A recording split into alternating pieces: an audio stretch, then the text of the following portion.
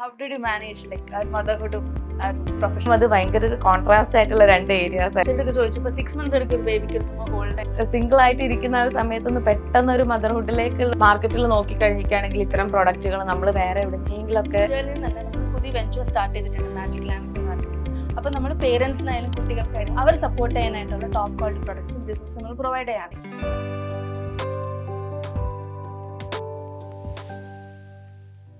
Hello, ഇന്ന് നമ്മളുടെ കൂടെ ഒരു സൂപ്പർ കിഡിൻ്റെ സൂപ്പർ മോമാണുള്ളത്. ഇക്കഴിഞ്ഞ മാർച്ച് 26 മലപ്പുറത്ത് നിന്നുള്ള ഫാമിഷ് എന്നൊരു കുട്ടി was awarded with a super talented kid award by the international book of records. അപ്പോൾ ഇന്ന് നമ്മളുടെ കൂടെ ഫാമിഷിൻ്റെ മദർ മുബഷിറാണുള്ളത്. Welcome Mubashira. Thank you. So let's know more about it from her. അപ്പോൾ എങ്ങനെയാണ് ഈ ഒരു ജേർണി എങ്ങനെയായിരുന്നു? മോന് ഞങ്ങൾ ഒരു ഫസ്റ്റ് മന്ത് ആയ ഒരു ടൈം ഡിസംബർ 31 അവന് ജനിക്കുന്നത്. ജാനുവരി ഒരു പകുതി ആയ ഒരു സമയത്തേക്ക് തന്നെ അവന് പാല് കുടിക്കാത്തത് കാരണം നമ്മൾ ബോട്ടിൽ ഫീഡിങ് ആണ് ചെയ്തുകൊണ്ടിരുന്നത്. അപ്പോൾ ആ ഒരു സമയത്ത് തന്നെ അവന് സെൽഫായിട്ട് ഇത് കയ്യിൽ പിടിച്ചെങ്ങാണ്ട് കുടിക്കാൻ വേണ്ടി സ്റ്റാർട്ട് ചെയ്തു. നമ്മൾ എങ്ങനെയൊക്കെ അത് കയ്യിൽ നിന്ന് മാറ്റാൻ നോക്കിക്കഴിഞ്ഞാൽ അവൻ തന്നെ പിടിക്കും അങ്ങനെയായിട്ട്. അപ്പോൾ എനിക്കത് ഡെവലപ്മെൻറ്റൽ മൈൽ സ്റ്റോൺസ് കുഞ്ഞുങ്ങളത് നോക്കുന്ന സമയത്ത് അത് കുറച്ചുകൂടെ മുമ്പേ ഉള്ള കാര്യമാണ്. നമ്മളൊരു 3 month കഴിഞ്ഞൊരു ബേബിയാണ് എല്ലാം ഹോൾഡ് ചെയ്ത് സ്റ്റാർട്ട് ചെയ്യുന്നുണ്ടാവുക. അപ്പം അങ്ങനെ കണ്ടപ്പോൾ ഞാൻ അതിനെക്കുറിച്ച് കുറച്ചുകൂടെ ഒന്ന് റിസർച്ച് ചെയ്ത് നോക്കി. അപ്പോൾ മുൻപ് ഇങ്ങനെ ഒരു അവാർഡോ കാര്യങ്ങളോ മറ്റാർക്കെങ്കിലും കിട്ടിയിട്ടുണ്ടോ നോക്കി. അപ്പോൾ നമ്മൾ വേൾഡിൽ പുറത്ത് എവിടെയോ ഒരു 2.5 മാസമായിട്ടുള്ള കുട്ടി ഇതുപോലെ ചെയ്തിട്ട് ഒരു അവാർഡ് കിട്ടിയതായിട്ട് ഞാൻ കണ്ടു. അപ്പോൾ എന്തുകൊണ്ട് നമുക്കിതിന് ട്രൈ ചെയ്തുകൂടാന്ന് കരുതി ഞാൻ അതിന് കൊടുക്കുകയാണ് ഉണ്ടായത്. അപ്പം ഒരുപാട് എന്താ പറയുക, ഫസ്റ്റ് ഒരു റൗണ്ട് കഴിഞ്ഞു. അപ്പോൾ അത് കഴിഞ്ഞതിന് ശേഷം പിന്നെ കുറച്ച് കാലത്തിന് നമ്മളൊരു 1 month കഴിയുന്ന സമയത്താണ് ഓൾറെഡി അപ്ലൈ ചെയ്തിട്ടുണ്ടായിരുന്നത്. പിന്നെ കുറച്ച് കാലത്തിന് അവരെ കഴിഞ്ഞ റെസ്പോൺസ് ഒന്നുമില്ല. അപ്പോൾ അത് പോയി എന്നുള്ള ലെവലിലാണ് നിന്നത്. അത് കഴിഞ്ഞ് പിന്നെ ഒരു ഫെബ്രുവരി ഒരു പകുതിയൊക്കെ ആയ ഒരു ടൈമിനേക്കാണ് അവർ പിന്നെ പറയുന്നത് ആപ്ലിക്കേഷൻ നമുക്ക് കിട്ടി, റിസീവ് ആയിട്ടുണ്ട്, അപ്പോൾ ഇതിന് എലിജിബിൾ ആണ്, ബാക്കി കാര്യങ്ങളൊക്കെ നമ്മളോട് ചോദിച്ചു. അങ്ങനെയാണ് ഇതിൻ്റെ ഒരു ജേർണി സ്റ്റാർട്ട് ചെയ്യുന്നത്. ഓക്കെ, അപ്പോൾ എത്ര മാസത്തിലായിരുന്നു അവൻ ചെയ്തിട്ടുള്ളത്? 1 monthലാണ് സ്റ്റാർട്ട്, ജാനുവരിയിലാണ് ഇത് തുടങ്ങിയിട്ടുള്ളത്. കാരണം 3 month ആകുമ്പോഴേക്ക് കുഞ്ഞുങ്ങളൊക്കെ ഈ ഒരു കാര്യം നിലവിൽ എല്ലാവരും ടോയ്സും കാര്യങ്ങളൊക്കെ ഇപ്പോൾ കുറച്ചുകൂടെ ഡെവലപ്മെന്റ് നോക്കുമ്പോൾ കുഞ്ഞുങ്ങളത് ഫാസ്റ്റ് ആണ്. അപ്പോൾ അവരൊക്കെ ചെയ്ത് തുടങ്ങും. അപ്പോൾ ഇത് കുറച്ചുകൂടെ മുൻപായതുകൊണ്ടാണ് നമ്മളിങ്ങനെ കൊടുത്തിട്ടുള്ളത്. ഞാനും റിസർച്ച് ചെയ്തിട്ടുണ്ടായിരുന്നു. അപ്പോൾ 6 months എടുക്കും. ഞാൻ കുറച്ചുപേരൊക്കെ ചോദിച്ചപ്പോൾ 6 months എടുക്കും ഒരു ബേബിക്ക് ഹോൾഡ് ചെയ്യണമെങ്കിൽ. നമ്മൾ പ്രോപ്പർ ആയിട്ട് എല്ലാ കാര്യങ്ങളും ഹോൾഡ് ചെയ്ത് സ്റ്റാർട്ട് ചെയ്യണമെങ്കിൽ 6 month എടുക്കും. 3 monthലാണെന്നുണ്ടെങ്കിൽ അവർ ആക്റ്റീവായി തുടങ്ങും. എല്ലാ കാര്യങ്ങളോടും റെസ്പോണ്ട് ചെയ്യാനുള്ള ഒരു ടൈം എടുക്കുന്ന ഒരു 3 month ശേഷമാണ്.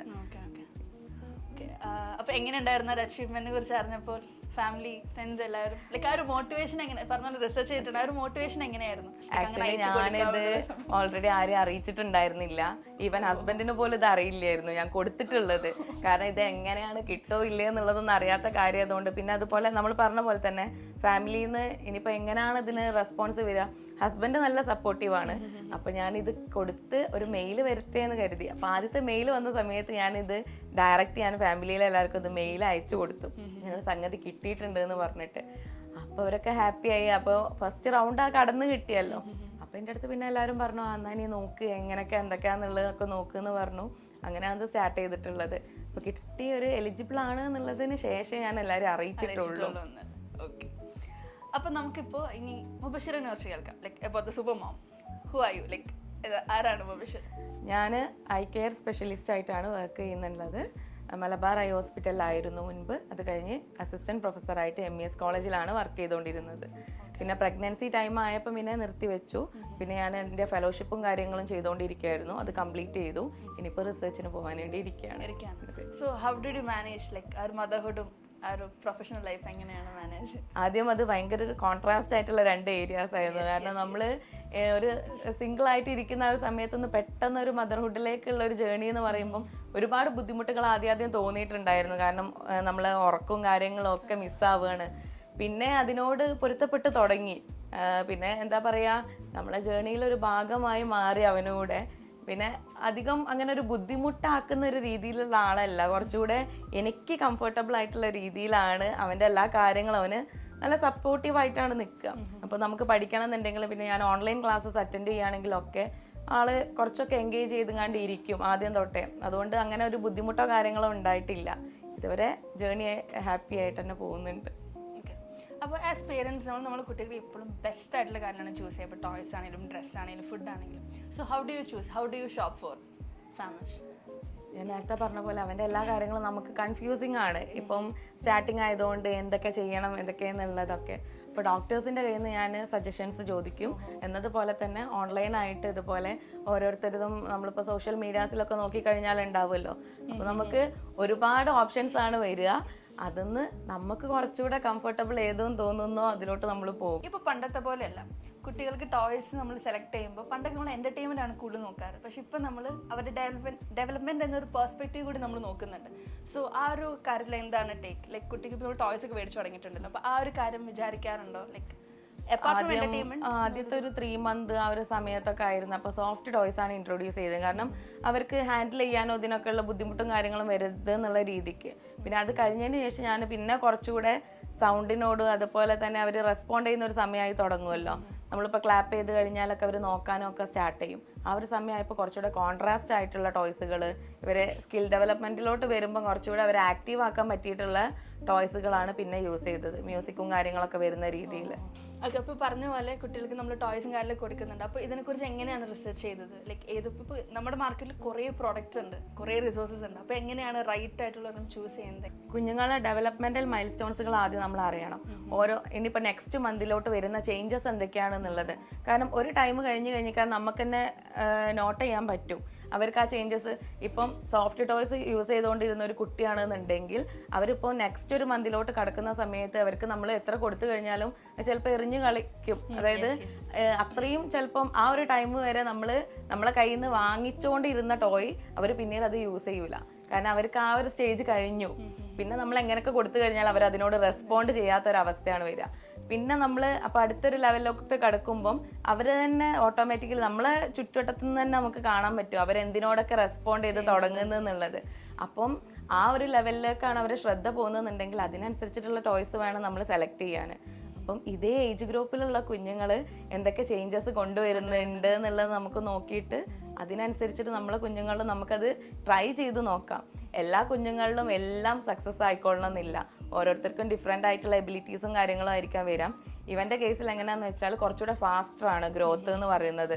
അപ്പോൾ ഇപ്പം ഒരു 5th month ഒക്കെ ആയ ടൈം തൊട്ടേ ഇവന് നടക്കാൻ വേണ്ടിയിട്ട് സ്റ്റാർട്ട് ചെയ്തിട്ടുണ്ട്. സെൽഫായിട്ട് എണീറ്റ് നിൽക്കും, ജസ്റ്റ് ഒന്ന് എണീക്കാൻ വേണ്ടിയിട്ടൊക്കെ ശ്രമിക്കും അങ്ങനെ. അപ്പോൾ ആ ഒരു ടൈം ആയപ്പോഴത്തേക്ക് ഞാൻ സപ്പോർട്ടിൽ ഇങ്ങനെ അവനക്ക് നടത്തിക്കാനുള്ള ഒരു ഇത് കൊടുക്കുന്നുണ്ട്. അടുത്തായിട്ട് ഇപ്പോൾ ഇന്ത്യയിൽ നിന്ന് തന്നെ നമ്മൾ പുതിയ വെഞ്ചർ സ്റ്റാർട്ട് ചെയ്തിട്ടുണ്ട്, മാജിക് ലാംപ്സ് എന്ന് പറഞ്ഞിട്ട്. അപ്പോൾ നമ്മൾ പേരൻസിനായാലും കുട്ടികൾക്കായാലും അവർ സപ്പോർട്ട് ചെയ്യാനായിട്ടുള്ള ടോപ്പ് ക്വാളിറ്റി പ്രൊഡക്ട്സും റിസോഴ്സും നമ്മൾ പ്രൊവൈഡ് ചെയ്യാണ്. Like at the end of the day നമ്മൾ നമ്മുടെ കുട്ടിക്ക് ഒരു ബെസ്റ്റ് സ്റ്റാർട്ടാണ് ആഗ്രഹിക്കുന്നത്. So what do you think? Like magic lamps കുറിച്ച് കേട്ടിട്ടുണ്ട്. So what do you think? ആ ഒരു ഇനിഷ്യേറ്റീവിനെ കുറിച്ച് എന്താണ് പറയാനുള്ളത്? വളരെ നല്ലൊരു കാര്യമാണ്. കാരണം എന്താണെന്ന് വെച്ചാൽ നമുക്ക് ഇന്നിപ്പം മാർക്കറ്റിൽ നോക്കിക്കഴിഞ്ഞിരിക്കുകയാണെങ്കിൽ ഇത്തരം പ്രൊഡക്റ്റുകൾ നമ്മൾ വേറെ എവിടെയെങ്കിലുമൊക്കെ അറേഞ്ച് ചെയ്തിട്ട് വേണം. കാരണം എല്ലാ പ്രൊഡക്റ്റുകളൊന്നും നമുക്ക് ഇന്നിപ്പോൾ അവൈലബിൾ അല്ല. നമ്മൾ ഓൺലൈനായിട്ട് ഓർഡർ ചെയ്തൊക്കെ. അപ്പോൾ നമ്മളെ നാട്ടിൽ തന്നെ ഇങ്ങനെ ഒരു സംഗതി ഉണ്ട് എന്ന് പറയുമ്പോൾ നമുക്ക് കണ്ടും കേട്ടും അറിഞ്ഞും ഉപയോഗിക്കാനുള്ള ഒരു അവസരമാണ് ഇവിടെ വരുന്നത്. അപ്പം മുൻപത്തെ വെച്ച് നോക്കിക്കഴിഞ്ഞിരിക്കുകയാണെങ്കിൽ എത്ര ഏജുള്ള കുഞ്ഞുങ്ങളാണെങ്കിലും കുറച്ച് കാലങ്ങളായിട്ട് യൂസ് ചെയ്തുകൊണ്ടിരിക്കുന്ന ടോയ്സും കാര്യങ്ങളും ഉണ്ട്. അതിന്ന് വെറൈറ്റി ആയിട്ട് ഒരുപാട് പ്രൊഡക്റ്റുകൾ ഞാൻ ഇതിൽ കണ്ടു. ഞാൻ ഓൾറെഡി നോക്കിയിട്ടുണ്ടായിരുന്നു. അപ്പം അങ്ങനെ ഒരുപാട് പ്രൊഡക്റ്റുകൾ കാണാൻ പറ്റി. അപ്പം അതിൽ സന്തോഷമുണ്ട്. കാരണം നമ്മളെ കുഞ്ഞുങ്ങൾക്ക് ആവശ്യമായിട്ടുള്ള കാര്യങ്ങൾ ഇവർ തിരിച്ചറിയാനും അതുപോലെ കുഞ്ഞുങ്ങൾക്കൊപ്പം തന്നെ ഇത് ഡെവലപ്പ് ചെയ്ത് പോകുന്നുണ്ട്. ഓപ്ഷൻ അവിടെ അവൈലബിൾ ആണ് എന്നുള്ളത്. പിന്നെ അതിൽ ഡിസ്ക്രിപ്ഷനിൽ തന്നെ ഓരോന്നിനെ കുറിച്ചും എന്തൊക്കെ ഡെവലപ്മെന്റൽ സ്കില്ലുകൾ കുഞ്ഞുങ്ങൾ ഓരോ ടോയ് ഉണ്ടാക്കുന്നുണ്ട്, അങ്ങനത്തെ ഓരോ കാര്യങ്ങൾ ഞാൻ അതിൽ കണ്ടു. അപ്പൊ അതൊക്കെ നമുക്ക് കൂടി കുറെയൊക്കെ ഒരു അറിവാണ്. ഇങ്ങനെയൊക്കെ നമ്മളിപ്പോൾ ഒരു ടോയ് കൊടുത്തു, അതിൽ കുറച്ച് മ്യൂസിക് ഉണ്ടെന്നുണ്ടെങ്കിൽ ഓക്കെ മ്യൂസിക്, അല്ലെങ്കിൽ കളർ ഉണ്ടെങ്കിൽ കളർ.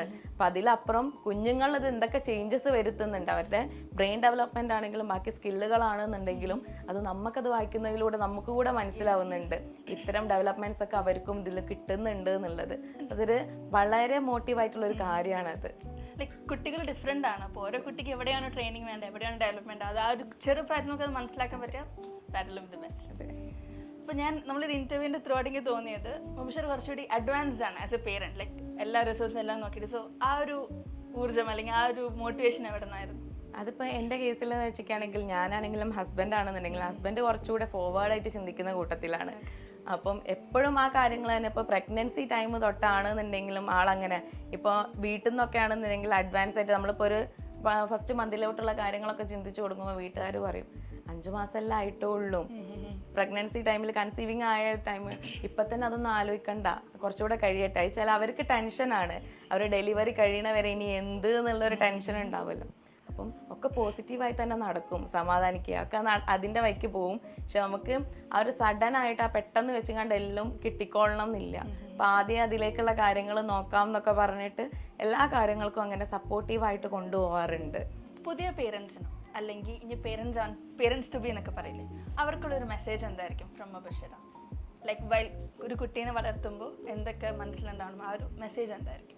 അതിപ്പോൾ ഒരു പ്രഗ്നൻസി ടൈം തൊട്ട് സ്റ്റാർട്ട് ചെയ്യുകയാണെന്നുണ്ടെങ്കിൽ നമ്മൾ എത്രത്തോളം ഹാപ്പി ആയിട്ട് ഇരിക്കുന്നോ അല്ലെങ്കിൽ നമ്മൾ എത്രത്തോളം എനർജറ്റിക് ആയിരിക്കുന്നോ അത് തന്നെ ആയിരിക്കും ഒരു കുട്ടിയുടെ അങ്ങോട്ടുള്ള ഡെവലപ്മെൻറ്റിൻ്റെ ഏറ്റവും വലിയ അടിസ്ഥാനം എന്ന് പറയുന്നത്. അപ്പം ഞാൻ ഒരു കാര്യം നന്നായിട്ട് എൻജോയ് ചെയ്തിട്ടുണ്ട്, അതുപോലെ തന്നെ ഏറ്റവും കൂടുതൽ ഹാപ്പിയും പ്ലസൻറ്റും ആയി ഇരിക്കാൻ ആഗ്രഹിച്ച ടൈമുമാണ്. അതിലപ്പുറം പാരൻസും പിന്നെ ഫാമിലി ആണെന്നുണ്ടെങ്കിൽ അത്രയും സപ്പോർട്ട് ചെയ്ത് അങ്ങനെ കൊണ്ട് നടന്നൊരു ടൈമാണ്. ഹസ്ബൻഡിൻ്റെ ഭാഗത്തു നിന്നാണെങ്കിലും ഇപ്പോൾ ഇമോഷണലി നമ്മൾ ബാക്ക്വേർഡായിട്ട് പോകാൻ പറ്റിയ ഒരുപാട് കണ്ടീഷൻസ് വരും ആ ഒരു സമയത്തേക്ക് എത്തുന്ന സമയത്ത്. ഒന്നാമത് നല്ല വെയിറ്റ് ഗെയിനും കാര്യങ്ങളും വരും, പിന്നെ സ്ലീപ്പ്, പിന്നെ ടയേർഡ്നെസ്, ഇങ്ങനെ വോമിറ്റിങ്, അങ്ങനെ ഓരോരുത്തരിലും ഒരുപാട് ചേഞ്ചസ് ആയിരിക്കും വരുന്നുണ്ടാവുക. അപ്പോൾ എല്ലാവരും ഇതിലൂടെ അങ്ങോട്ട് മുന്നോട്ട് പോയിക്കൊള്ളുന്നില്ല, ചിലവർക്ക് അതൊരു ഡിസ്ട്രെസ് ആയിട്ട് ഫീൽ ചെയ്യും. അപ്പം അങ്ങനെ ആയി കഴിഞ്ഞിട്ടാണെങ്കിൽ തന്നെ അത് കുഞ്ഞിൻ്റെ കൂടി ഡെവലപ്മെൻറ്റിനാണ് ബാധിക്കുന്നുണ്ടാവുക. അപ്പം കുറച്ചുകൂടെ നമുക്ക് ഓരോരുത്തർക്കും ഓരോ രീതിയിലായിരിക്കും നമ്മൾ എൻ്റർടൈൻ ആയി ഇരിക്കുന്നുണ്ടാവുക. ഒരു പോസിറ്റീവ് എനർജി നമുക്ക് എന്ത് സോഴ്സിൽ നിന്നാണോ കിട്ടുന്നത് അതിൽ കൂടുതൽ നമ്മൾ മുന്നോട്ട് പോവുക. അപ്പോൾ അത് ജനിച്ചു കഴിഞ്ഞ കുട്ടികളിലും തീർച്ചയായിട്ടും ആ ഒരു ചേഞ്ച് നമുക്ക് കാണാൻ പറ്റും എന്നുള്ളതാണ്. Okay, so with that we have come to the end of the interview. Thank you so much for being with us today. ഞങ്ങളുടെ ഭാഗത്തുനിന്ന് ഞങ്ങൾ താങ്ക്സ് അറിയിക്കുകയാണ് മാജിക് ലാംപ്സിനോട്. കാരണം ഒരുപാട് പാരൻസ് ഉണ്ടായിരിക്കും കുഞ്ഞുങ്ങൾക്ക് ഇതുപോലെ ആക്ടിവിറ്റീസ് ഉള്ളവരും അതുപോലെ ഇങ്ങനെയൊക്കെ അച്ചീവ്മെൻറ്റ് കിട്ടിയ ഒരുപാട് പേരുണ്ടായിരിക്കും. പക്ഷെ അവർക്കൊന്നും എന്താണ് ചെയ്യേണ്ടത് അല്ലെങ്കിൽ അവരെ കുഞ്ഞുങ്ങളെ എങ്ങനെ മുൻപോട്ട് കൊണ്ടുവരിക എന്നുള്ള ഒരു കാര്യങ്ങൾ അറിയില്ലായിരിക്കും. ഇപ്പം ഇത് കിട്ടിയ സമയത്ത് തന്നെ ഒരുപാട് പേര് ഞങ്ങളുടെ അടുത്തും ഈ ഡൗട്ട്സും കാര്യങ്ങളും ചോദിച്ചിട്ടുണ്ട്. അപ്പോൾ നിങ്ങൾ ഇങ്ങനെ ഒരു ഇനിഷ്യേഷൻ എടുത്തതെന്ന് പറഞ്ഞു കഴിഞ്ഞാൽ അത് സൊസൈറ്റിയിലേക്കും കൂടെ ഒരു മോട്ടിവേഷനായി മാറുകയാണ്. അതിന് ഞങ്ങളുടെ ഭാഗത്തുനിന്നും ഞങ്ങൾ താങ്ക്സ് അറിയിക്കുന്നു. You're welcome.